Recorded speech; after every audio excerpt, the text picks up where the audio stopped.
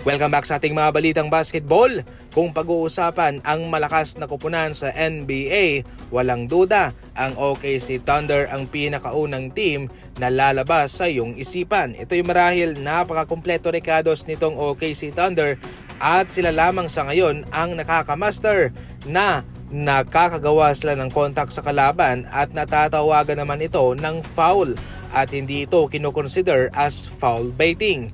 Pero mayroon pong katapusan ang kaligayahan mga idol. Dahil nga po sa first and second apron ng NBA na siyang naglilimita sa mga kupunan na magpasahod ng malaking halaga at makontrol din ang kalakasan ng mga kupunan. Mayroon nga hong matatanggal sa OKC Thunder mga idol.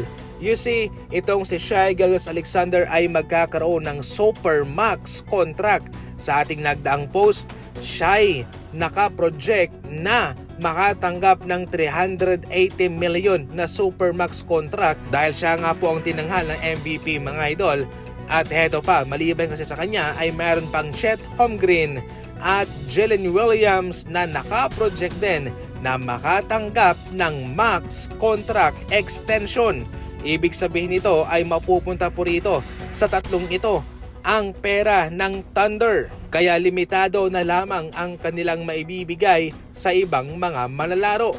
At ang casualty rito o yung posibleng matanggal at maapektuhan ay si Lu Dort, Isaiah Hartenstein at Alex Caruso. Ulitin ko lang mga idol na ang mga kupunang ito ay mayroong malaking pera.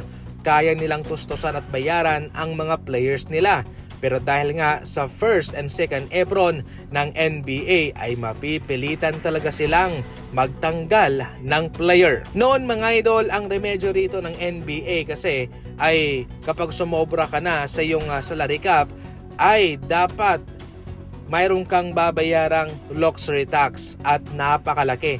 Milyones ang pinag-uusapan dito. Hindi lang 10 million, more than 50 million pa. Minsan umaabot pa nga ng 100 million. Pero okay lang yon sa mga NBA team sapagkat na-preserve nila ang kalakasan ng kanilang kupunan.